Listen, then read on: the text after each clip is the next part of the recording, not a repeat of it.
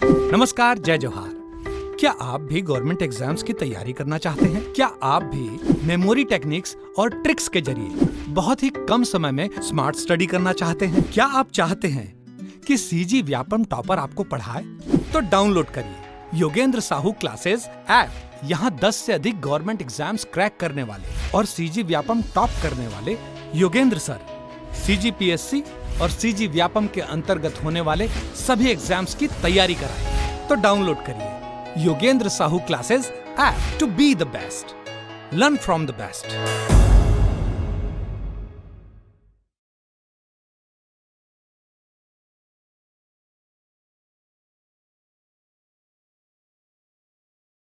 नमस्कार दोस्तों, मैं मनीष आप सभी का स्वागत करता हूं योगेंद्र साहू ऑनलाइन क्लासेस में। देखो, हम लोग छत्तीसगढ़ का एमसीक्यू कर रहे हैं, है ना। और उसमें अपन देख रहे हैं थोड़ा हाई लेवल का क्वेश्चन, है ना।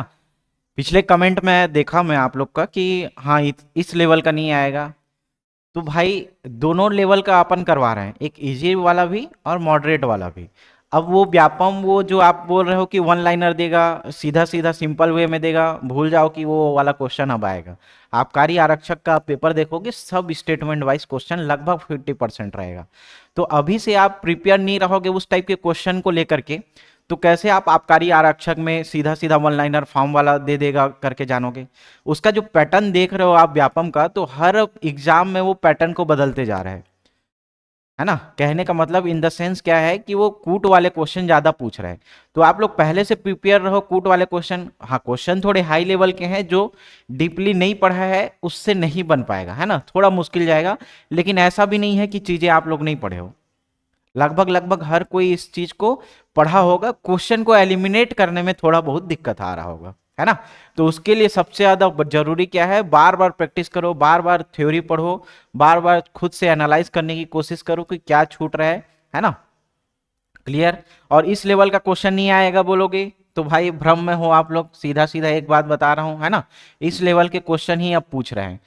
और अपन एडीओ में भी करवाए थे, ये याद होगा आप लोग को, है ना। तो इजी इजी लेवल वाला करवाए थे, दे दिया था हार्ड लेवल का। तो आप ही लोग का कमेंट आ रहा था कि कुछ फंस नहीं रहा है सर, है ना, कुछ फंसता नहीं है।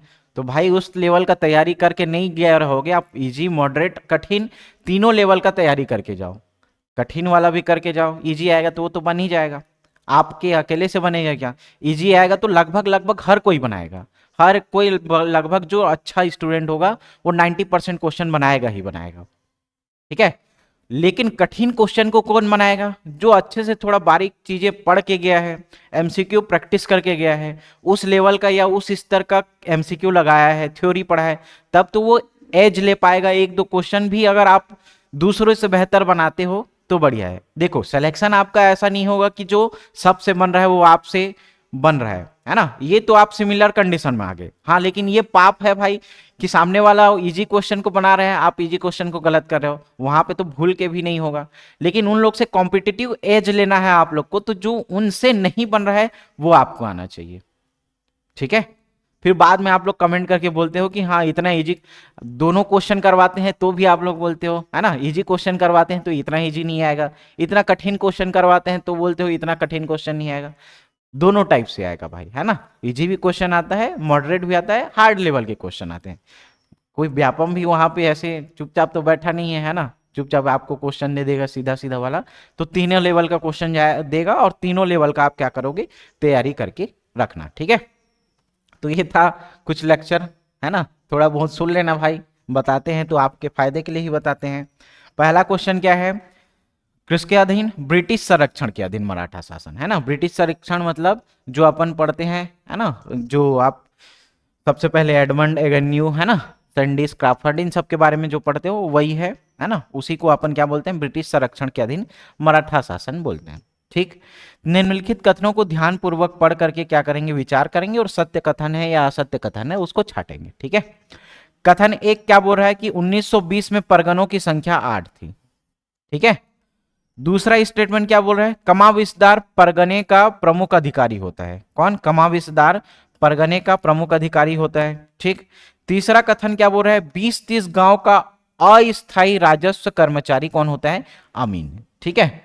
अब देखो, प्रशासन वाले चीज को नहीं पढ़े होगे ठीक से तो नहीं बनेगा ये क्वेश्चन, है ना।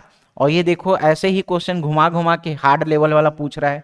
ठीक है, तो देखो पहला क्या बोल रहा है, कौन सा स्टेटमेंट सही दिख रहा है ये छांट सकते हो, या कौन सा गलत दिख रहा है ये छांट सकते हो। क्लियर। सबसे पहले क्या पूछ रहा है, परगनों की संख्या। तो आप लोग को पता होगा कि परगनों की कितनी संख्या है, टोटल 9 संख्या। परगनों की कितनी संख्या, टोटल 9 संख्या। कौन कौन सा है, तो ट्रिपल आर, क्लास में बताया था, ट्रिपल आर, ट्रिपल डी, है ना, बी एन के करके। अब देखो ये टोटल 9 परगना हुआ क्या, है ना, रायपुर, रतनपुर, राजरो, है ना, इसी को क्या बोलेंगे, सबसे छोटा, और रायपुर क्या है, सबसे बड़ा, सबसे बड़ा है। ठीक है, बालोद जो दिख रहा है वो 9वें क्रम का बनेगा, 9वें क्रम का परगना, और यही परगना क्या है, नया परगना। ठीक है, यही परगना क्या है, नया परगना। दुर्ग, धमधा, ठीक है, दुर्ग, धमधा और धमतरी, ये ट्रिपल डी में। बालोद, खैरागढ़ और नवागढ़, सॉरी खरोद और बालोद, खरोद और नवागढ़। ठीक है, तो ये नया वाला क्या है, बालोद 9वें क्रम का बनेगा, लेकिन ये सब 1920 के पहले बन चुका है ना। तो टोटल यहाँ पे देखो संख्या 8 बता रहा है, जबकि संख्या कितना है वहां पे, 9 है। ठीक है, तो 9 है, तो पहला क्वेश्चन गलत हो जाएगा क्या, बिल्कुल, है ना, triple R, triple D, B N K, मतलब 9 है, और यहाँ पे संख्या क्या बताया गया है, 8 बताया गया है। तो ये कथन तो गलत दिख रहा है अपने को। ठीक है, दूसरा देखो, कमाविसदार परगने का प्रमुख अधिकारी होता है ना, कमाविसदार परगने का प्रमुख अधिकारी होता है, ये तो अपन जानते हैं, है ना, ये तो अपन जानते हैं, ये सही है भाई। 20-30 गांव का अस्थायी राजस्व कर्मचारी, अस्थायी राजस्व कर्मचारी बोल रहा है, तो ये कौन होता है, अमीन ना होकर के ये कौन होता है, पंड्या होता है ना, ये कौन होता है, पंड्या। पंड्या क्या करता है, कमाविसदार का हेल्प करता है, अस्थायी कर्मचारी होता है, और 20-30 गांव का क्या होता है, प्रमुख अधिकारी होता है। लेकिन यहां पे क्या बताया गया, अमीन, लेकिन होता कौन है, वो पंड्या होता है। ठीक, क्लियर, समझ में आ गया। तो पंड्या क्या करता है, ये अमीन का कार्य क्या है, तो अमीन क्या करेगा, सिर्फ कमाविसदार का हेल्प करेगा। ठीक है, किसका हेल्प करेगा, कमाविसदार का हेल्प करेगा। लेकिन 20-30 गांव का अस्थायी कर्मचारी कौन होता है, वो होता है पंड्या। ठीक है, तो ये स्टेटमेंट भी क्या दिख रहा है अपने को, गलत दिख रहा है। पहला स्टेटमेंट, तीसरा स्टेटमेंट दोनों गलत है। सही कौन सा है, केवल दूसरा स्टेटमेंट। कौन से ऑप्शन में है, देखो केवल 2 सत्य कहां पे है, केवल 2 सत्य है, और 1 और 3 क्या है, असत्य है। ऑप्शन नंबर ए क्या हो जाएगा, सही हो जाएगा। क्या सही होगा, ऑप्शन नंबर ए सही होगा। दूसरा देखो, निम्नलिखित कथनों को पढ़िए और उसके आधार पर सही विकल्प को चुनना है और आंसर देना है भाई। ठीक है, कथन नंबर 1 और कथन नंबर 2 दिया गया है, क्या क्या है देखो, क्या क्या दिया गया है देखो। 1818 से 1830 तक छत्तीसगढ़ पर भोसला शासन था, मगर वास्तव में कौन कार्य करते थे यहाँ पे, अंग्रेज रेसिडेंट को ही पूर्ण अधिकार प्राप्त था। ठीक है, 1818 तक यहाँ पे कौन करता था कार्य, भोसला शासन था। ठीक है, लेकिन वास्तव में कौन यहाँ पे कार्य करता था जी, अंग्रेज के जो रेजिडेंट है। ये रेजिडेंट कहाँ पे बैठता था, नागपुर में बैठता था। कहाँ बैठता था, नागपुर में। और 2 रेजिडेंट का नाम अपने को पढ़ना है। पहले किसको पढ़ेंगे अपन, जेनकिंस को पढ़ेंगे, जेनकिंस को पढ़ेंगे। लेकिन सैंडिस के काल में क्या होगा, सैंडिस के काल में इस जेनकिन का कार्यकाल समाप्त हो जाएगा और एक नया बनेगा, विल्डर। एक नया कौन बनेगा, विल्डर। ठीक है, क्लियर। तो 2 अपन पढ़ेंगे जेनकिंस और विल्डर के बारे में। ये विल्डर किसके, सैंडिस के कार्यकाल में आएगा। सैंडिस का जैसे ही कार्यकाल आएगा, जेनकिंस का यहाँ पे खत्म होगा। ठीक है, क्लियर। और ये सब कहाँ बैठते थे, नागपुर में बैठते थे। इसी के अधीन क्या था छत्तीसगढ़ में, डिप्टी कमिश्नर, है ना। इसी के अधीन कौन होता था, जो अधीक्षक अपन पढ़े हैं, अधीक्षक। ठीक है, इसी के अधीन कौन होता था, मतलब नागपुर राज्य में जो रेसिडेंट होता था, रेसिडेंट होता था, उसी के अधीन छत्तीसगढ़ में किसकी नियुक्ति की गई थी, अधीक्षकों की नियुक्ति की गई थी। जिसमें से एडमंड, है ना, एगन्यू, इन सब के बारे में पढ़ते हो। उसका ट्रिक भी बताया था, ये देहा से विक्रम करके, है ना, तो वो ट्रिक वाला देख लेना आप लोग। तो पहला कथन क्या है, सही दिख रहा है अपने को। ठीक। दूसरा कथन देखो, रेजिडेंट संपूर्ण प्रशासनिक विवरण को मराठा शासन को कभी नहीं भेजता था भाई, है ना। सब नियंत्रण अंग्रेज रखते थे और इसकी जानकारी मराठा को देंगे क्या? नहीं देंगे, कभी नहीं देंगे, है ना। क्लियर। तो ये सही दिख रहा है, ये गलत दिख रहा है, तो अपने को सही विकल्प छांटना है। तो सही विकल्प में देखो केवल एक वाला कहां पे है? Option number A. ठीक है, केवल एक क्या हो जाएगा? ऑप्शन नंबर ए सही हो जाएगा। तीसरा देखो, निम्नलिखित कथनों में से सत्य कथन का चयन करना है अपने को। क्या कथन? सत्य कथन का चयन करना है। ठीक है, सही कौन सा है? तो छत्तीसगढ़ का प्रथम ब्रिटिश सुपरिटेंडेंट कैप्टन कौन था? एडमंड था। ठीक है, एडमंड एगन्यू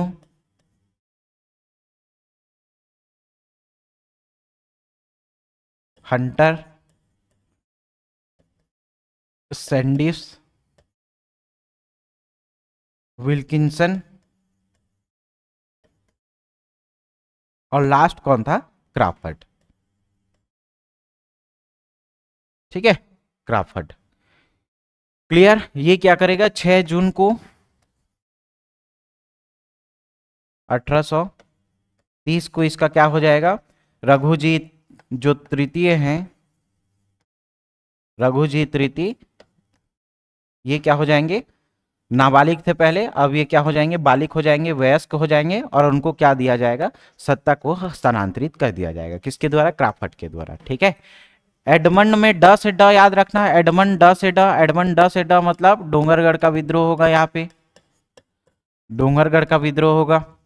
एगन्यू क्या करेगा? पूरे प्रशासन में आमूलचूल परिवर्तन करेगा, मतलब सबसे पहले राजधानी को परिवर्तित करेगा। ठीक है, राजधानी परिवर्तित करेगा, मुख्यालय को परिवर्तित करेगा, जितने टैक्सेशन है उन टैक्सेशन को सुधारेगा। ठीक, हंटर का ज्यादा कुछ नहीं रहता। सैंडिस क्या करेगा? कामकाज का जो माध्यम है वो अंग्रेजी करेगा। ठीक है, कैलेंडर को सुधारेगा, डाक टार व्यवस्था को करेगा। ठीक है, और इसी के समय में यहाँ पे इतने में कौन रहेगा? सब में जेनकिंस रहेगा। ठीक है, जेनकिंस रहता है नागपुर राज्य में रेजिडेंट। लेकिन यहां पे सैंडिस देखोगे, यहां से ही चेंज होता है विल्डर। ठीक है, और उसका कार्यकाल कब खत्म होता है? क्राफर्ड के कार्यकाल में। ठीक, तो इतना सब चीज आपको जानना पड़ेगा भाई इसी एक पर्टिकुलर क्वेश्चन के लिए। ठीक है, तो छत्तीसगढ़ में प्रथम ब्रिटिश सुपरिटेंडेंट कौन है? प्रथम सुपरिटेंडेंट कौन है? एडमंड है। ठीक है, एडमंड। ठीक, इनके समय में डोंगरगढ़ का विद्रोह हुआ, डोंगरगढ़ जमींदार का विद्रोह। तो एडमंड के समय में एडमंड ड से ड याद रखना है। एडमंड ड से ड, एडमंड ड से ड मतलब डोंगरगढ़। ठीक है, तो डोंगरगढ़ के जमींदार का विद्रोह हुआ, बिल्कुल सही दिख रहा है। डोंगरगढ़ के जमींदार को विद्रोह की प्रेरणा बैंको जी। देखो ये एक पर्टिकुलर क्वेश्चन पढ़ना, तो ये बैंको जी के द्वारा यहां पे नहीं मिलता। किसके द्वारा मिलता है? अप्पा साहब का जो प्रशासक रहता है, अप्पा साहब क्या करते हैं? भड़काते हैं किसको? धन सिंह को। ठीक है, किसको? धन सिंह को। अप्पा साहब का एक आदमी रहता है, एक व्यक्ति रहता है, सपोर्टर रहता है धन सिंह। कौन? धन सिंह। तो बैंको जी ना हो करके यहां पे कौन आएगा? अप्पा साहब का एक क्या रहता है? वो भड़काता है किसको? धन सिंह को। तो ये धन सिंह क्या करता है? डोंगरगढ़ के जमींदार को विद्रोह करने की प्रेरणा देता है। तो ये स्टेटमेंट क्या है? गलत है ना। बैंको जी नहीं देता भाई, धन सिंह देता है। ठीक है, खैरागढ़ के जमींदार टिकैत राय को इस सहयोग के बदले डोंगरगढ़ की जमींदारी दी जाती है। इसके साथ साथ राजनांदगांव का जो जमींदार रहता है वो भी सहयोग करता है। ठीक है, तो ये भी क्या हो जाएगा? सही है।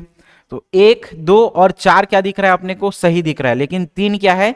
गलत है। 3 सिर्फ क्या दिख रहा है? गलत। कहां पे है? देखो 3 गलत, केवल 3 गलत है। कथन 3 गलत है ना। 1, 2 और 4 क्या है? सही है। यही अपना आंसर हो जाएगा। 1, 2 और 4, ये 3 क्या हो जाएगा? गलत हो जाएगा। ठीक है ना। तो ग्रंथ एकेडमी की बुक में देखोगे पूरा लाइन बाय लाइन ये सब लिखा हुआ है ना। क्लियर। और इसी लेवल का आप क्वेश्चन पूछने वाला है व्यापम। 1 लाइनर मतलब 1857 का विद्रोह के प्रमुख नेता कौन थे, वो वाला जमाना गया। ठीक है, अब वैसे क्वेश्चन नहीं पूछेगा भाई, सब स्टेटमेंट वाइज क्वेश्चन पूछेगा। अगला देखो चौथे नंबर का, निम्नलिखित में से किस विद्रोह का दमन एगेन्यू ने नहीं किया था? ठीक है, एगेन्यू ने कौन से विद्रोह का दमन नहीं किया था। तो एगेन्यू ने पहले कौन कौन सा विद्रोह का दमन किया था ये याद रखना है अपने को। तो सबसे पहले नवागढ़ का जो जमींदार विद्रोह है ना, नवागढ़ के जमींदार का विद्रोह। फिर याद रखना यहां पे महारसिया का विद्रोह, महारसिया, ठीक है, गोंड जमींदार का विद्रोह, धमधा के गोंड जमींदार का विद्रोह,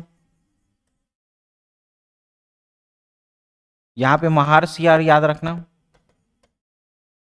महारसिया का विद्रोह याद रखना, ठीक है, गोंड जमींदार का विद्रोह, सावंत भारती का विद्रोह, सावंत भारती विद्रोह, इन सबको क्या किया था, ये दबाया था। लेकिन एक चीज यहां पे याद रखना, सोना खान के जमींदार का विद्रोह, यहां पे सोना खान के जमींदार का विद्रोह नहीं हुआ भाई। सोना खान के जो जमींदार थे राम राय, इनसे क्या था, खालसा भूमि को वापस लिया था। खालसा भूमि, खालसा भूमि कैसी भूमि थी जिसमें टैक्स देना नहीं पड़ता था। और ये राम राय है ना, सोना खान के जो जमींदार रहते हैं वो क्या करते हैं, सैन्य सहायता के बदले इनको खालसा भूमि, ये सोना खान का जमींदार का जो भूमि है वो टैक्स फ्री भूमि इनको दिया जाता है, ठीक है। लेकिन यहां पे देखना एगेन्यू के कार्यकाल में इसका विद्रोह नहीं हुआ है। क्या हुआ है, बस जो सोना खान का जमींदार है राम राय, उससे खालसा भूमि को वापस अंग्रेज ले गए, ठीक है। तो इस खालसा भूमि को वापस एगेन्यू ने ब्रिटिश क्षेत्र में शामिल कर लिया है, ये याद रखना। तो ये विद्रोह इनके समय में ये वाला नहीं हुआ है, ठीक है। इसमें केवल याद रखना खालसा भूमि को वापस ले लिया गया था। बाकी जितना विद्रोह देखो, सावंत भारती का विद्रोह, ठीक है, नवागढ़ का जमींदार का विद्रोह, महारसिया का विद्रोह, ठीक, धमधा के गोंड जमींदार का विद्रोह, ये भी हुआ है, ठीक है। क्या नहीं हुआ है, तो सोना खान के जमींदार का विद्रोह नहीं हुआ है, ठीक है। 5वें नंबर का देखो, एगेन्यू ने पटेल के पद को समाप्त कर 3 नए पद को सृजित किया, ठीक है। कौन कौन से 3 नए पद थे, तो बरार पांडे था, पोतदार था और अमीन था। ये बढ़कर नहीं है भाई, चौथा को काटना। अब क्या बोला है अपने को, पटेल को समाप्त करके 3 पोस्ट निकाला था, कौन सा सही है बोल रहा है, तो 1, 2 और 3 सही है। कौन से ऑप्शन में है, 1, 2 और 3 सही है, ठीक है। ऑप्शन नंबर बी सही हो जाएगा। अगला देखो 6वें नंबर का, निम्नलिखित कथनों को पढ़िए और सही विकल्प को चुन के अपने को क्या करना है, उत्तर देना है, ठीक है। पहला स्टेटमेंट देखो क्या बोल रहा है, पहला स्टेटमेंट देखो क्या बोल रहा है, 1818 में रतनपुर के स्थान पर रायपुर को छत्तीसगढ़ का राजधानी एगेन्यू ने बनाया। 1000 बार पढ़े हो इसको, है ना, कम से कम एमसीक्यू में किए होगे, थ्योरी में किए होगे, यही चीज पढ़े हो। एगेन्यू ने सर्वाधिक समय तक शासन किया था। एगेन्यू का कार्यकाल देखना 1818 से 1825 के आसपास, ठीक है, 1825। फिर एगेन्यू क्या करता है, जितने भ्रष्टाचार रहते हैं उनके खिलाफ एक कानून जारी करता है, ठीक, और लास्ट में खुद क्या कर देता है, त्याग पत्र दे देता है, अपने पद को त्याग देता है। कब, 1825 में त्याग पत्र दे देता है। कौन, एगेन्यू। तो सर्वाधिक समय तक शासनकाल किसका रहा, 1818 से 1825 तक एगेन्यू का कार्यकाल रहा, ठीक है, क्लियर। अब इसी ने क्या किया था, 1819 में जो 27 परगने हैं उनको पुनर्गठित करके 8 परगने, बाद में एक नया परगना, मतलब टोटल 9 परगना बनाया, 8 परगने बनाए, बाद में एक और जोड़ा गया। तो 9वां परगना कौन था, बालोद था। बताया था मैं आपको, है ना, पहले ही क्वेश्चन में अपन इसको डील किए थे कि 9वां परगना जो बना वो क्या बना था, बालोद बना था, ठीक है। 9वां परगना बाद में खरौद बना था। क्या ये खरौद बना था कि बालोद बना था, बताओ। तो ये गलत है भाई, केवल ये गलत दिख रहा है अपने को, 2 सही दिख रहा है, 3 सही दिख रहा है। कौन से ऑप्शन में है, देखो सही विकल्प 1, 2 और 3 कहां पे है, ऑप्शन नंबर डी। 1, 2 और 3 तीनों क्या है, सही है। 6वें का क्या हो जाएगा, ऑप्शन नंबर डी, 1, 2, 3 तीनों क्या हो जाएगा, सही हो जाएगा, ठीक है। 7वें नंबर का देखो, नीचे दिए गए जिलेदार को उनके कालक्रम के अनुसार क्या करना है, व्यवस्थित करना है। कालक्रम के अनुसार व्यवस्थित करो। तो देखो ये मराठा कालीन जितने सूबेदार हैं, जिलेदार हैं, 8 जिलेदार का नियुक्ति किया गया था, ठीक है, क्लियर। 1830 से 1854 के कार्यकाल में जब रघुजीत रीति यहाँ पे शासन कर रहे थे, ठीक है। तो टोटल 8 जिलेदार नियुक्त होते हैं, पहला और आखिरी तो आप लोग को जान पता ही होगा, है ना, कृष्ण राव अप्पा और गोपाल राव अप्पा। कृष्ण राव अप्पा और लास्ट कौन है, गोपाल राव अप्पा। गोपाल राव अप्पा, ठीक है, क्लियर। ये पहला और आखिरी तो आप लोग को समझ में आ गया।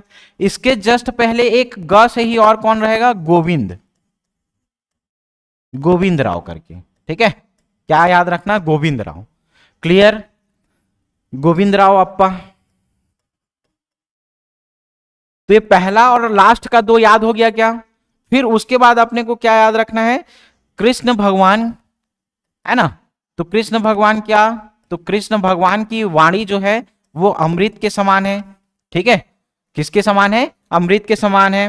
तो अमृत राव याद रखना, कृष्ण राव अप्पा के बाद क्या याद रखोगे, अमृत राव अप्पा। तो दो नाम इधर याद हो गया, दो नाम ये याद हो गया।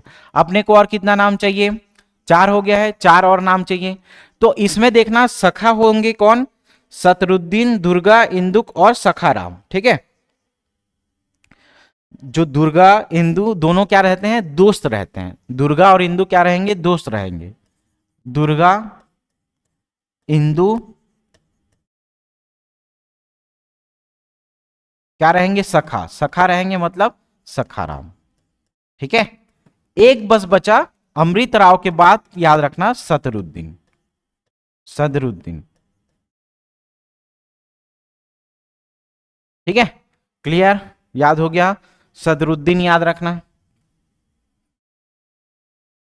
सदरुद्दीन। तो ये पहला, दूसरे क्रम का, तीसरे क्रम का, चौथे क्रम का, पांचवें क्रम का, छठवें क्रम का, सातवां और लास्ट का क्या है, आठवां। तो याद पहले दो रहता है कृष्ण राव अप्पा, है ना, गोपाल राव अप्पा, दोनों नाम याद हो गया। इसके जस्ट एक पहले ग से ही याद रखेंगे, है ना, गोपाल राव अप्पा, गोविंद राव अप्पा। तो ये लास्ट के दो नाम याद हो गए। कृष्ण भगवान की बोली कैसे होती है, अमृत के तुल्य, तो अमृत राव, ठीक है। फिर याद क्या रखना है, जो दुर्गा है और इंदु है वो दोनों क्या है, दोस्त है, सहेली है, सखा है। तो दुर्गा और इंदु क्या है, सखा है। और एक नाम आपको एक्स्ट्रा याद रखना है, सदरुद्दीन के बारे में। अब इसी को उनके कालक्रम के अनुसार अपने को क्या करना है, व्यवस्थित करना है। चलो अब जमाओ। अमृत राव अप्पा दूसरे नंबर का दिख रहा है क्या, है ना, ये दूसरे नंबर का है, देखो। गोविंद राव अप्पा कौन से क्रम का है, सातवें क्रम का है। गोविंद राव अप्पा सातवें क्रम का है। दुर्गा देखो चौथे क्रम का, और सखाराम कौन है, छठवें क्रम का। अपने को अब क्रम पूरा समझ में आ गया। तो देखो कौन कौन हो जाएगा। पहला, सबसे पहले ए वाला आएगा, मतलब एक आएगा। फिर उसके बाद 4 नंबर वाला 3 है, देखो 6 नंबर वाला 4 और 7वें नंबर वाला 2। तो 1 3 4 और 2 याद हो गया क्या, 1 3 4 और 2 कौन से ऑप्शन में है, 1 3 4 और 2, 1 3 4 और 2 ऑप्शन नंबर पहला ही दिख रहा है, 1 3 4 और 2, ठीक है। नाम याद हो गया होगा आई थिंक, है ना। एक साथ आप लोग भी क्या करोगे, याद करोगे। सबसे पहले क्या याद रखना है अपने को, कृष्ण राव अप्पा, गोपाल राव अप्पा। गोपाल के जस्ट पहले गोविंद राव अप्पा। कृष्ण भगवान के मुंह से क्या निकलता है, अमृत, तो अमृत राव अप्पा, ठीक है। ये क्लियर इतना।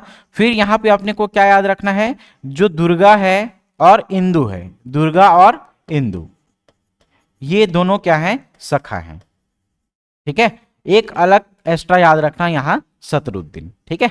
तो ये पूरा आपको 8 जिलेदार का नाम याद हो जाएगा। क्लियर। तो ऑप्शन नंबर 1 सही होगा, पहला वाला ए सही होगा। 8वें नंबर का देखो, निम्नलिखित में से असत्य कथन का चयन करना है।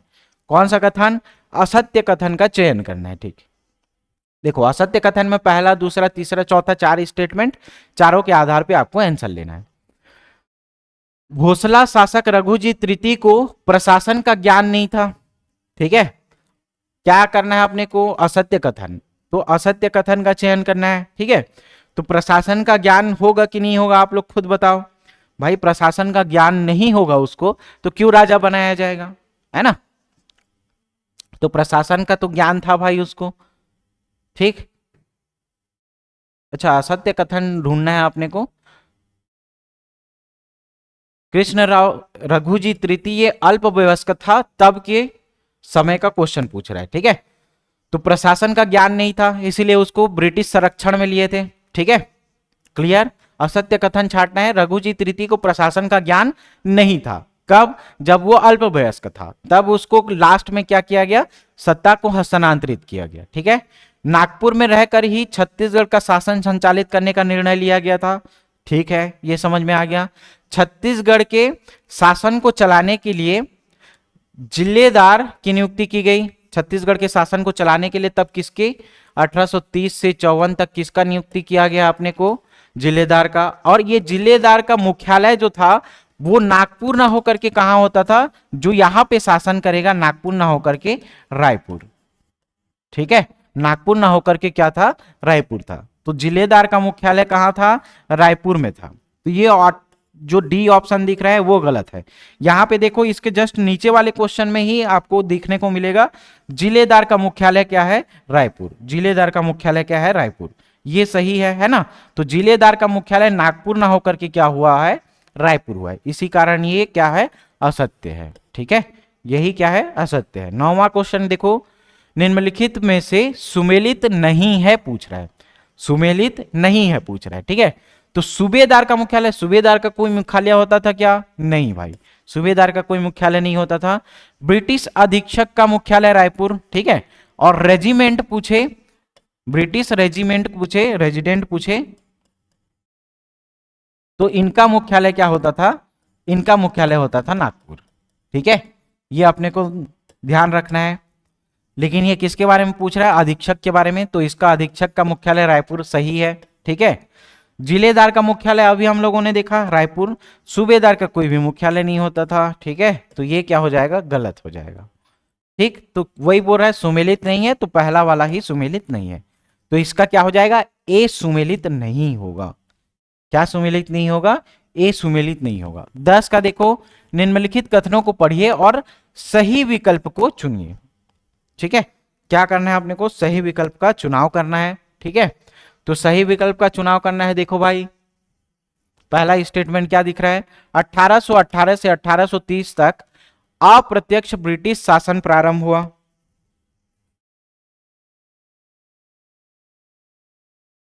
ठीक, 1818 से लेकर के 1830 तक अप्रत्यक्ष ब्रिटिश शासन प्रारंभ हुआ।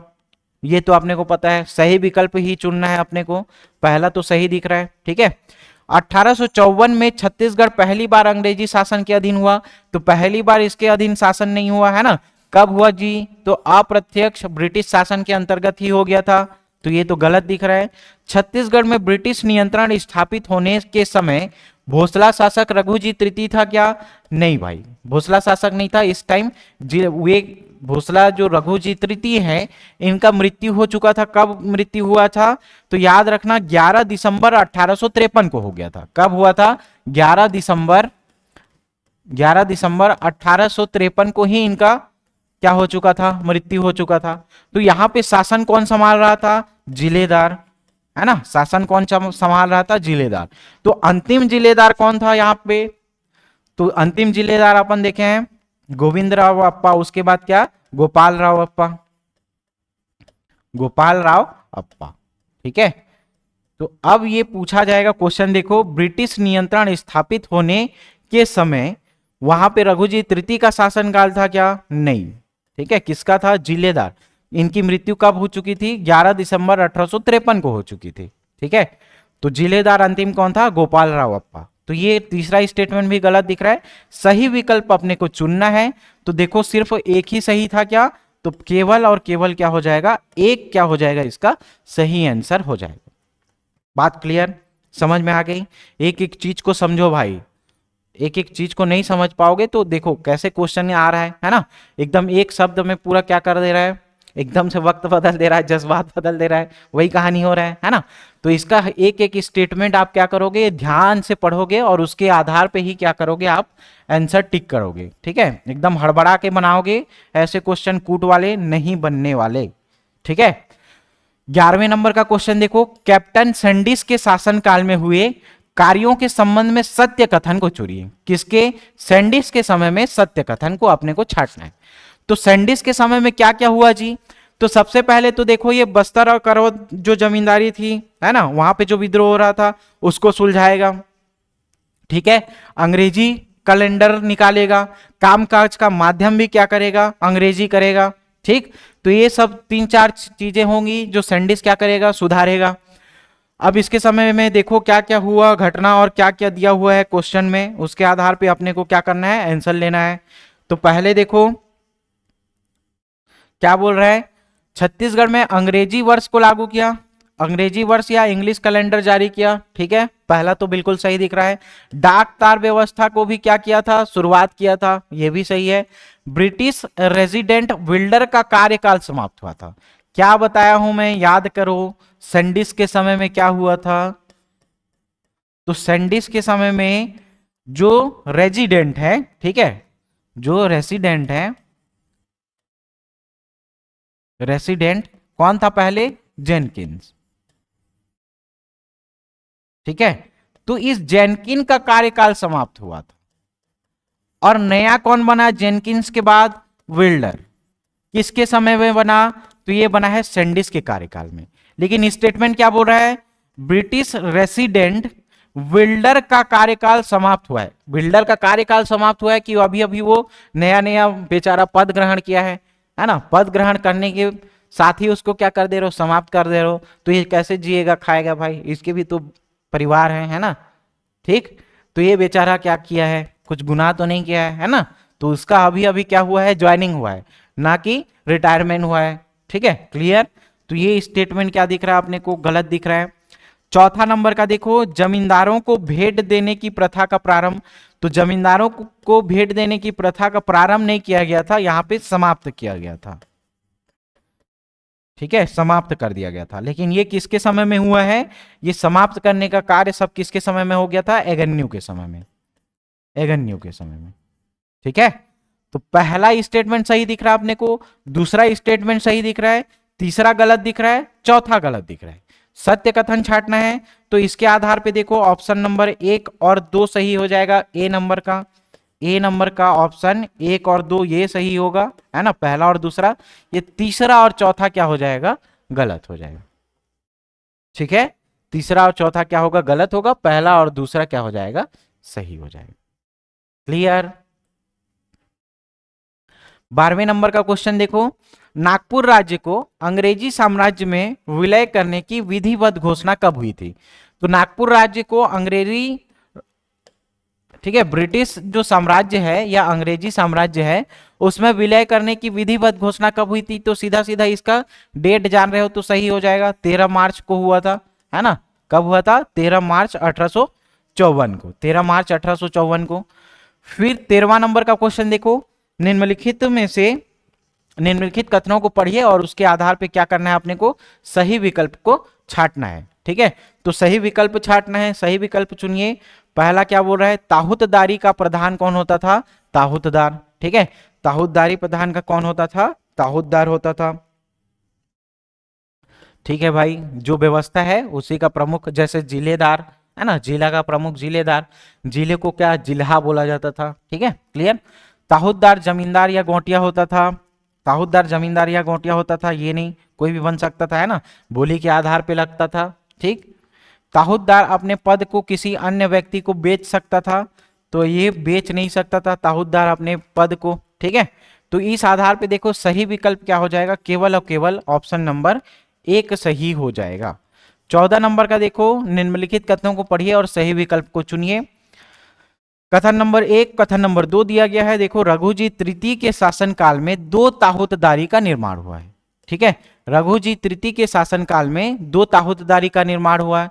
सिरपुर 43 में, लवन 48 में ताहूतदारी व्यवस्था प्रारंभ की गई। ठीक है, तो ये दोनों स्टेटमेंट अपने को क्या दिख रहा है? सही दिख रहा है। रघुजी तृतीय के काल में ही 2 ताहूतदारी, लोरमी, तरंगा, ठीक, सिरपुर, लवन, ये सब किसके समय में हुआ है? सैंडिस के, इलियट के, ये सब के काल में आगे आगे और बनते जाएगा, है ना।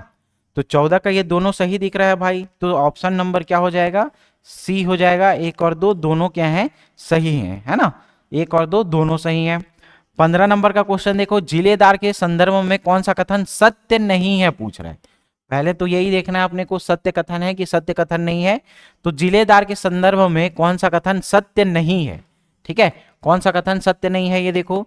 जिलेदार के प्रशासक या प्रशासन क्षेत्र को, ठीक है, जिलेदार के प्रशासन क्षेत्र को क्या बोला जाता था, जिला बोला जाता था। ये तो बिल्कुल सही दिख रहा है, ठीक है, क्लियर। जिलेदारी व्यवस्था का आरंभ 1818 में हुआ है क्या, जिलेदार व्यवस्था का आरंभ। तो 1830 से लेकर के 1854 तक क्या है, जिलेदार का गठन हुआ। टोटल कितने जिलेदार, 8 जिलेदार। पहला याद रखना, अंतिम याद रखना। फिर आप क्या बताया था, मैं इसको पूरा 8 कैसे याद करना है उसका तरीका बताया था, वो सबको याद रख लेना। तो सत्य कथन नहीं पूछ रहा है, यही तो अपने को असत्य दिख रहा है। जिलेदार व्यवस्था का आरंभ कब हुआ था, 1818 में हुआ था। तो जिलेदार का व्यवस्था 1854 में समाप्त हुआ। भाई 1830 से 1854 तक जा रहे हैं, तो समाप्त कब होगा, 1854 में ही होगा, सही है।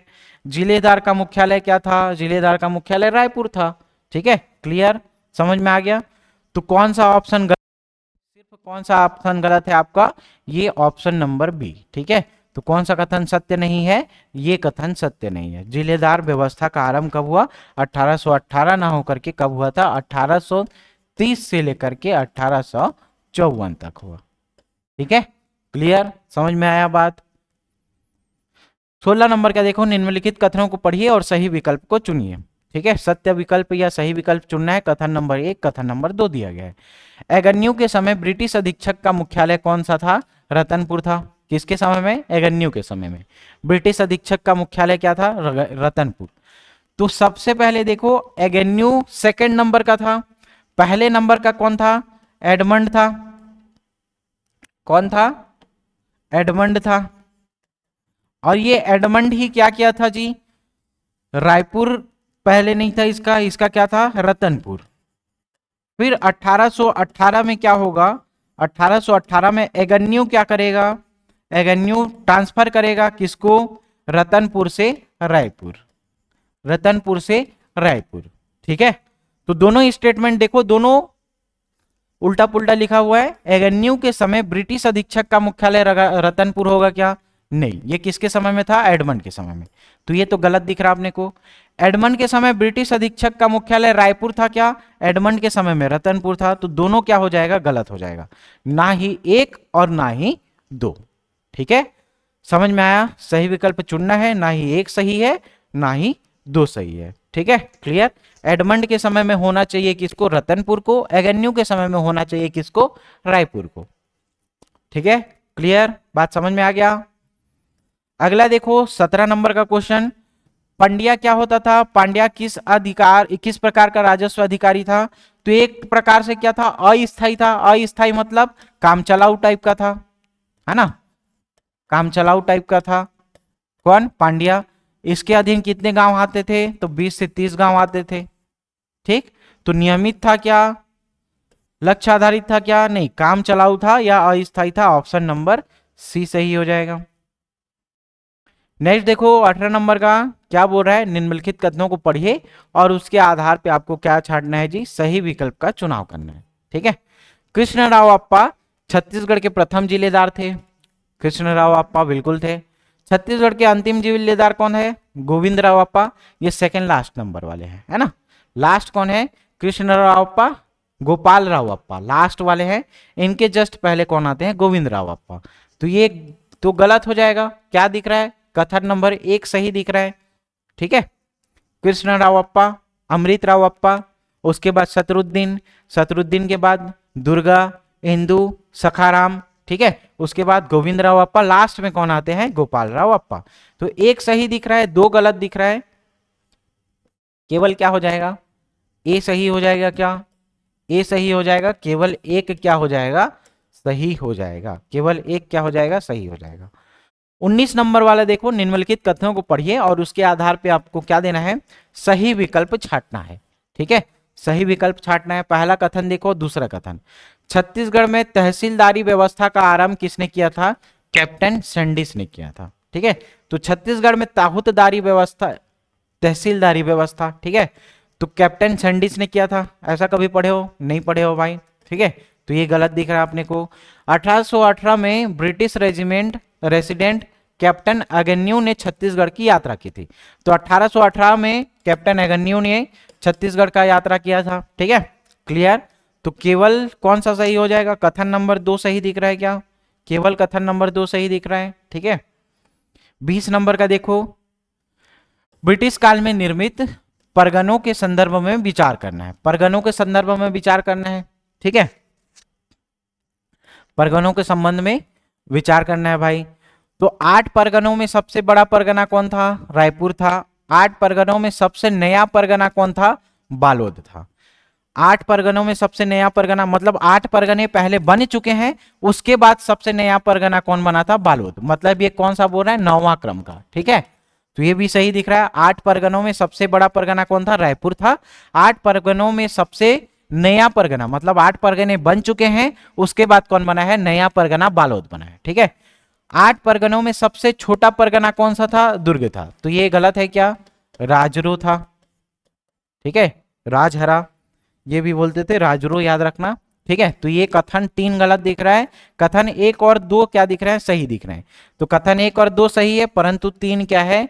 गलत है जी। तो ऑप्शन नंबर ए ही क्या हो जाएगा? इसका सही हो जाएगा, ठीक है। 21वां नंबर का देखो, निम्नलिखित कथनों को पढ़िए और सही विकल्प को चुनना है अपने को। एगन्यू के शासनकाल में सैनिक और असैनिक अधिकारी या अधिकार जो है वो एक ही अधिकारी में केंद्रित होते थे, ठीक है। जितने भी सैनिक और असैनिक जो अधिकार हैं वो किसके दिए, किसमें? एक ही व्यक्ति में केंद्रित होते थे, ठीक है, एगन्यू के शासनकाल में। फिर इसने एक क्या दिया था? एगन्यू ने लेटर लिखा था। क्या लिखा था? कि इन दोनों मामले को अलग किया जाए। वो जाकर के इंप्लीमेंट किसके समय में हुआ था? तो सैंडिस के समय में हुआ था। लेकिन ये किसके कार्यकाल की बात कर रहा है? एगन्यू के कार्यकाल। तो इस कथन में ये क्या हो जाएगा? सही हो जाएगा। 1825 में मिस्टर एगन्यू ने क्या दिया था? त्याग पत्र दिया था। बताया था क्या मैं? त्याग पत्र देगा 1825 में, त्याग पत्र देगा एगन्यू, है ना। भ्रष्टाचार का ये क्या कर रहा था? खत्म करवा रहा था, और लास्ट में इसी को क्या देना पड़ा? त्याग पत्र देना पड़ा। 1825 में एगन्यू ने त्याग पत्र दिया। कथन 3 देखो, एगन्यू के शासन व्यवस्था एवं प्रशासन संबंधी और न्यायों में सुधार नहीं हो पाया। ये तो सरासर गलत है भाई। ये बेचारा क्या कर रहा है? सब न्यायालय खुलवा रहा है, परगनों को डिवाइड कर रहा है ना, प्रशासनिक एकीकरण करने का कार्य कर रहा है, राजधानी परिवर्तन करने का कार्य कर रहा है। तो ये क्या हो जाएगा? गलत हो जाएगा। 1 और 2 कथन सही है, बाकी तीसरा क्या है? गलत है। तीसरा गलत है, 1 और 2 सही है। कथन 1 और 2 क्या है? सही है, लेकिन कथन नंबर 3 क्या है? गलत है। कथन 3 क्या है? गलत, ठीक है। फिर अगला देखो 22वां नंबर का, निम्नलिखित कथनों में से कौन सा असत्य है पूछ रहा है, ठीक है, असत्य है पूछ रहा है। बरार पांडे की नियुक्ति पोतदार के सहयोग के लिए हुई थी। बरार पांडे क्या करता था भाई? ये कमा विस्तार को टैक्सेशन में क्या करता था? हेल्प करता था। बरार पांडे क्या करता था? गांव गांव में जा करके जितना फसल उत्पादन हो रहा है उस फसल उत्पादन के आधार पे क्या करता था? वो कर लगाने का कार्य करता था, या बरार वसूलने का कार्य करता था, ठीक है। तो इसकी नियुक्ति पोतदार के सहयोग के लिए हुई थी क्या? नहीं। किसके? कमाविसदार के सहयोग के लिए हुई थी। पोतदार नहीं होगा, ये किसके? कमाविसदार, ठीक है, बरार पांडे की नियुक्ति। तो असत्य कथन छाटना है, यही तो असत्य दिख रहा है, बाकी सब क्या है? सही है। पांड्या क्या है? अस्थायी राजस्व कर्मचारी है, काम चलाऊ वाला था, है ना, 20-30 गांव वाला था। पोतदार परगने में आय व्यय का हिसाब रखता था। पोतदार राजकोष अधिकारी था। सब सही है, केवल एक ही क्या दिख रहा है अपने को? गलत दिख रहा है। 23वें नंबर का क्वेश्चन देखो क्या बोल रहा है भाई।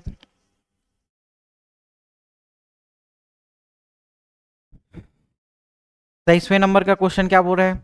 देखो, जवाब दो। चलो तो कमेंट करो 23वें नंबर का क्या होना चाहिए? सही। वीडियो पॉज करो, 23वें नंबर का दो आंसर दो। चलो अब बता रहा हूं इसको, है ना। 23वें नंबर वाला देखो, निम्नलिखित कथनों को ध्यानपूर्वक पढ़ करके क्या करना है? विचार करना है। 1-2 कथन दिया हुआ है, उसके आधार पे आपको छांटना है। तो एगन्यू ने पटेल के पद को समाप्त कर दिया और सीधे ग्राम प्रधान या गौटिया से क्या था? संबंध स्थापित किया। किसने? एगन्यू ने। एगन्यू ने किसको खत्म कर दिया? पटेल के पद को समाप्त कर दिया। ठीक है, तो जैसे ही इनका कार्यकाल आया, पटेल के पद को इसने क्या किया? समाप्त कर दिया। और सीधे सीधे किससे? गोटिया से संबंध स्थापित कर लिया कि डायरेक्ट हम लोग जितना भी कर लगाएंगे वो वसूल करके अपने को मिलना चाहिए, है ना। तो बीच में जो पटेल था उसके पद को खत्म कर दिया। ये कथन 2 देखो, कथन 2 देखो, एगेन्यू ने जिस गांव का राजस्व 1000 रुपये होता था वहां कारकुन की नियुक्ति की। कारकुन क्या होता था? पंड्या, अमीन, है ना, कानूनगो, कारकुन, इन सब की नियुक्ति की थी। ठीक है, किसके लिए? गांव के हिसाब किताब को रखने के लिए। किससे संबंधित मामला था? राजस्व से संबंधित मामला था। कितना होता था? 1000 रुपया होता था। ठीक है, तो जिस गांव का राजस्व 1000 होता था वहां के हिसाब किताब के लिए क्या कर दिया? कारकुन नामक एक अधिकारी की यहाँ पे नियुक्ति कर दी। किससे संबंधित है? राजस्व से। तो 1 और 2 दोनों अपने को क्या दिख रहा है? सही दिख रहा है। 1 और 2 दोनों सही दिख रहा है। ऑप्शन नंबर सी, 1 और 2 दोनों क्या हो जाएंगे? सही हो जाएंगे। ठीक है, नेक्स्ट देखो 24वें नंबर का, निम्नलिखित कथनों को ध्यानपूर्वक पढ़ करके विचार करना है और सही जवाब देना है। ठीक है, कथन 3 कथन दिया है, 3 के आधार पे अपने को छांटना है। एगन्यू के समय भू अदायगी 3 किस्तों में दी जाती थी। बिल्कुल 3 किस्तों में दी जाती थी। 3 किस्त कौन कौन से हैं? तो पहले वाला याद रखना, दूसरा याद रखना, तीसरा। तो 25 आसपास क्या करता था? 25 नवंबर के आसपास एक किस्त इसको देना पड़ता था, है ना। कितना? 25, मतलब साल भर में जो पूरा डेट है उस साल भर को वो 3 भागों में डिवाइड किया है। ठीक, पहला है 25 नवंबर को, दूसरा है 5 फरवरी को, और तीसरा है अप्रैल और जून के आसपास। अप्रैल जून के आसपास। तो जितना भी कर है वो 3 भागों में उसको देना पड़ता था।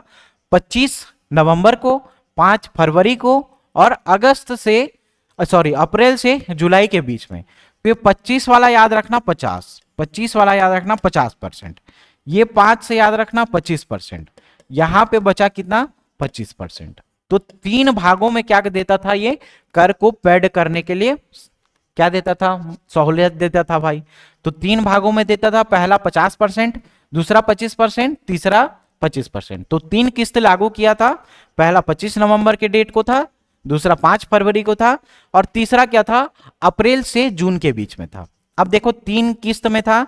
एगन्यू के समय में 3 किस्तों में कर को दिया जाता था। प्रथम किस्त में भू राजस्व का सीधा आधा, मतलब 50%, सही दिख रहा है अपने को। द्वितीय एवं तृतीय किस्त में राजस्व का कितना देना पड़ता था? 1/4 भाग, मतलब 100% का 25%, मतलब 1/4 हुआ, है ना। 25/100 करोगे 1/4, तो 1/4 भाग। क्लियर, समझ में आ गया। तो तीनों सही दिख रहा है भाई, तीनों क्या है? सही है। ठीक, तो 24 का क्या हो जाएगा? 1, 2 और 3 तीनों क्या हो जाएगा? सही हो जाएगा।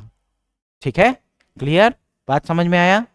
तो कहां पे है ऑप्शन? देखो तीनों कथन 1, 2 और 3 तीनों क्या है? सही दिख रहे हैं अपने को। तीनों ही कथन क्या दिख रहा है? सही दिख रहा है। ठीक, 24वें नंबर का।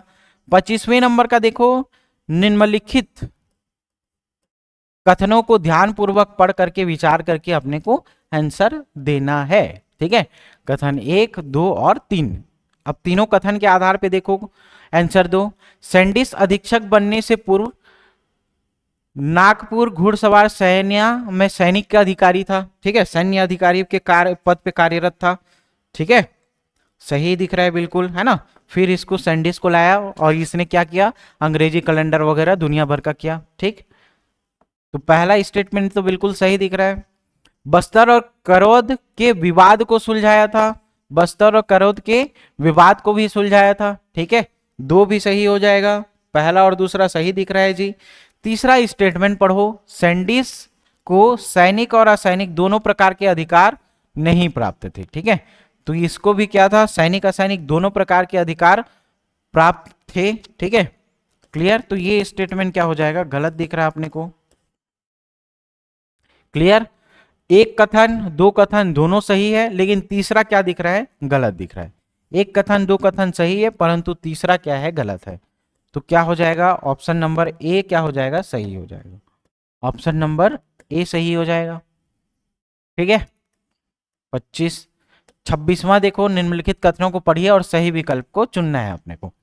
कथन नंबर 1, कथन नंबर 2 देखो। एगन्यू ने पहली बार अंग्रेजी भाषा को सरकारी कामकाज का माध्यम बनाया। एगन्यू ने पहली बार बनाया था कि सैंडिस ने बनाया था भाई? तो सैंडिस ने बनाया था। पहला तो सीधा सीधा गलत दिख रहा है। कथन नंबर दूसरा देखो, सैंडिस के समय में 1826 में अंग्रेजों और रघुजी तृतीय के मध्य समझौता हुआ। किसके समय में? सैंडिस के समय में। ठीक है, किनके मध्य समझौता हुआ बोल रहा है? तो अंग्रेजी शासन के और किसके? रघुजी तृतीय के मध्य समझौता क्या हुआ कि जब ये वयस्क होगा तब उसको क्या किया जाएगा? हस्तांतरित कर दिया जाएगा, है ना। तो ये सीधा सीधा समझौता हुआ और सत्ता हस्तांतरण करने का कार्य 6 जून 1830 के आसपास किया गया था। तो ये बिल्कुल कथन नंबर 2 क्या है? सही दिख रहा है ना। तो केवल 2 क्या है? सही है। एक सीधा सीधा गलत दिख रहा है। एगन्यू ने नहीं किया था, किसने किया था? सैंडिस ने किया था। ठीक है, 27 नंबर का देखो, निम्नलिखित कथनों को पढ़िए, फिर उसके हिसाब से अपने को सही विकल्प को छांटना है। सैंडिस के बाद हंटर अधीक्षक बनेगा क्या? तो अपन पहले क्या देखे थे? एडमंड देखे थे। दूसरा क्या था बताओ? एडमंड के बाद एगन्यू था। एगन्यू था। तीसरा कौन था? हंटर था। चौथा कौन होगा? सैंडिस होगा। चौथा कौन होगा? सैंडिस। 5वें नंबर में कौन होगा? विल्किंसन। विल्किंसन। और 6वें नंबर पे लास्ट कौन हो जाएगा जी? क्राफट। यही क्रम था क्या? अब चलो देखो कौन सा बोल रहा है कि छत्तीसगढ़ का अंतिम ब्रिटिश अधीक्षक क्राफट था। अंतिम ब्रिटिश अधीक्षक क्राफट था, ये बिल्कुल सही दिख रहा है। सैंडिस के बाद कैप्टन हंटर आता है। हंटर के बाद सैंडिस आएगा ना। सैंडिस के बाद कौन आता है? विल्किंसन। लेकिन यहाँ पे क्या लिखा है? उल्टा लिखा है। देखो, सैंडिस के बाद कौन आ रहा है? हंटर आ रहा है बोल रहा है। सैंडिस के बाद विल्किंसन आ रहा है ना।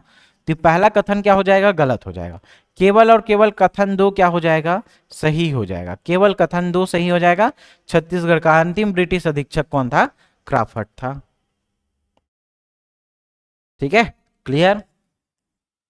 28वां नंबर का देखो, सही विकल्प छांटना है अपने को। पहला कथन, दूसरा कथन, तीसरा कथन क्या दिया हुआ है?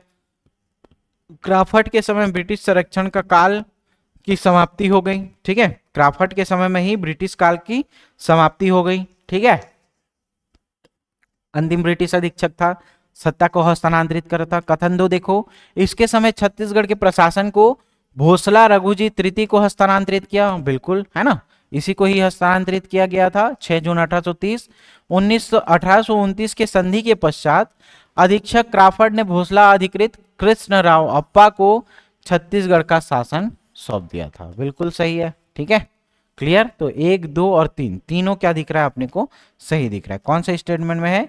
ऑप्शन नंबर डी में 1, 2 और 3 तीनों क्या है? सही है। ठीक है,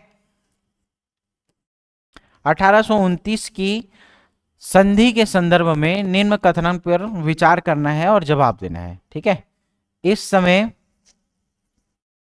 मराठा शासक रघुजी तृतीय था। 1829 के संधि के समय, है ना, मराठा शासक कौन था? रघुजी तृतीय था बोल रहे। इसी को अपन सत्ता हस्तांतरित कर रहे थे। संधि के समय ब्रिटिश अधीक्षक कौन था? क्राफट था। संधि के समय ब्रिटिश अधीक्षक कौन था? क्राफट था। ठीक है, ये भी सही है। फिर सत्ता को हस्तांतरित कब करेगा बोला था? तो 6 जून 1830 को सत्ता को हस्तांतरित करने का यहाँ पे क्या किया गया था? समझौता किया गया था।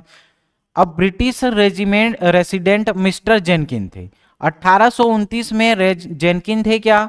जेनकिन तो हट गया था किसके समय में? सैंडिस के समय में। और सैंडिस का कार्यकाल भी देखो 1828 में खत्म हो गया था। 25 से 28 में सैंडिस का कार्यकाल था। बात कब कर रहा है? 1829 का। तो यहाँ पे जेनकिंस होगा कि कौन होगा? विल्डर होगा। ठीक है, तो ये विल्डर सही होगा, जेनकिंस नहीं होगा भाई। तीसरा स्टेटमेंट सीधा सीधा अपने को क्या दिख रहा है? गलत दिख रहा है। तो 1 स्टेटमेंट, 2 स्टेटमेंट, 4 स्टेटमेंट कहां पे है? 1, 2 और 4, 1, 2 और 4, ये चारों क्या हो जाएगा? सॉरी, तीनों 1, 2 और 4 सही हो जाएगा। कौन सही नहीं होगा? तीसरा सही नहीं होगा। तो इस आधार पे ऑप्शन कौन सा हो जाएगा? ऑप्शन नंबर बी, 1, 2 और 4 क्या हो जाएगा? सही हो जाएगा। ठीक है, 1, 2 और 4 क्या होगा? सही होगा। 29वां नंबर का, 30वां नंबर का देखो, निम्नलिखित कथनों को पढ़िए और उसके आधार पे सही विकल्प अपने को छांटना है। ठीक है, कथन नंबर 1, कथन नंबर 2 क्या क्या दिया हुआ है देखो। लोरमी को 1826 में ताहुतदारी, सिरपुर को 48 है कि 43 है बताओ। 48 में किसको बनाया गया था? लवन को बनाया गया था। 1843 में किसको बनाया गया था? सिरपुर को बनाया गया था।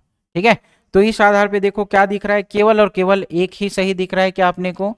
लोरमी 26, तरेंगा 28, सिरपुर 43, लवन कब है? 48। लेकिन यहाँ पे क्या बोला है कि सिरपुर को 1848 में ताहुतदारी बनाया गया था। तो जो बिल्कुल क्या दिख रहा है? गलत दिख रहा है। कथन 2 क्या है? गलत है। कथन 1 सही है। तो ऑप्शन नंबर ए जो दिख रहा है कथन 1, केवल और केवल एक क्या है? सही है। तो सही विकल्प क्या हो जाएगा? केवल ए सही हो जाएगा। ठीक है, अगला देखो 31 नंबर का, किस ब्रिटिश अधीक्षक ने भोसले अधिकारी कृष्णराव अप्पा को छत्तीसगढ़ का शासन सौंपा? तो कौन सौंपेगा? क्राफट सौंपेगा। ठीक है, क्लियर, क्राफट सौंपेगा जी। किसको? कृष्णराव अप्पा को। लास्ट देखो 32वां नंबर का, ब्रिटिश अधीक्षक सैंडिस द्वारा किए गए कार्य के संदर्भ में कौन सा कथन असत्य है बोल रहा है? असत्य कथन अपने को छांटना है। ठीक है, तो किसके समय में पूछ रहा है? सैंडिस के समय में। सैंडिस के समय में बस्तर और करौद राज्य के बीच जो विवाद हुआ था, है ना, उस विवाद को सुलझाया था। बिल्कुल सही दिख रहा है ये, है ना। असत्य कथन छांटना है, ये तो सही दिख रहा है अपने को। इनके शासन काल में मिस्टर विल्डर नए रेजिडेंट नियुक्त हुए। किसके समय में? सैंडिस के समय में। तो ये भी क्या दिख रहा है? सही दिख रहा है। तो असत्य कथन कोई दिख रहा है क्या आपको? असत्य कथन दिख रहा है कुछ भी? तो असत्य कथन कुछ भी नहीं दिख रहा है ना। तो असत्य कथन कुछ भी नहीं दिख रहा है मतलब क्या है देखो, ना ही एक और ना ही दो, ना ही एक और ना ही दो, ये दोनों ही क्या होगा? इसका असत्य कथन नहीं होगा, है ना। तो बस्तर और करौद राज्य के बीच विवाद को सुलझाया था सैंडिस ने, और इनके शासनकाल में मिस्टर विल्डर को क्या बनाया गया था? नए रेसिडेंट नियुक्त किया गया था। तो ना ही एक सही होगा, सॉरी, ना ही एक असत्य है, ना ही दो असत्य है। कहने का क्या मतलब है? दोनों के दोनों जो स्टेटमेंट दिख रहे हैं वो क्या है? सही है। दोनों स्टेटमेंट क्या दिख रहा है अपने को? सही दिख रहा है। ठीक है, तो ये देखो टोटल कितना 32 क्वेश्चन किसके अधीन? ब्रिटिश संरक्षण के अधीन जो मराठा प्रशासन है उसको हम लोगों ने यहाँ पे देख लिया। ठीक है, तो इतने लेवल के क्वेश्चन बनेंगे ही बनेंगे जी। आप चाहे जितना भी बोल लो कि इससे इजी लेवल का करवाओ, ठीक है, तो इजी लेवल तो आएगा ही आएगा, वो सबसे बनेगा भाई। प्रैक्टिस हार्ड लेवल का किए रहो, थोड़ा बहुत अच्छे से और पढ़ो, डीपली नॉलेज लो, 2-3 बार और रिवाइज करो, फिर देखो एमसीक्यू एकदम आपको आराम से बनेगा। एक एक चीज को अगर लाइन बाय लाइन पकड़ते जाओगे, पढ़ते जाओगे, तो आराम से यहाँ पे चीजें बनने वाली है। ठीक है, तो कोई भी कूट वाला क्वेश्चन एकदम कोई रॉकेट साइंस नहीं है। जो चीज आप पढ़ चुके हो, जो थ्योरी पढ़े हुए हो, उसी को वो किस फॉर्म में दे रहा है? कूट के फॉर्म में लिख करके दे रहा है ना। बाकी सेम चीज जो आप छत्तीसगढ़ पढ़ रहे हो थ्योरी बिल्कुल वही है, उसी को 2-3 बार और रिवाइज करो अच्छे से, ये सारा चीज बनने वाला है आपसे। ठीक है, तो अगले सेशन में मिलते हैं नए क्वेश्चन को लेकर के, है ना, और थोड़ा अच्छे लेवल का क्वेश्चन लेकर के आएंगे और उसमें फिर से डील करेंगे। पूरे वीडियो में जितने भी पॉइंट होंगे उन पॉइंटों को आपको बता करके पूरा वीडियो समझाया जाएगा। ठीक है, तो बने रहिए योगेन साहू क्लासेस के साथ। थैंक यू, धन्यवाद।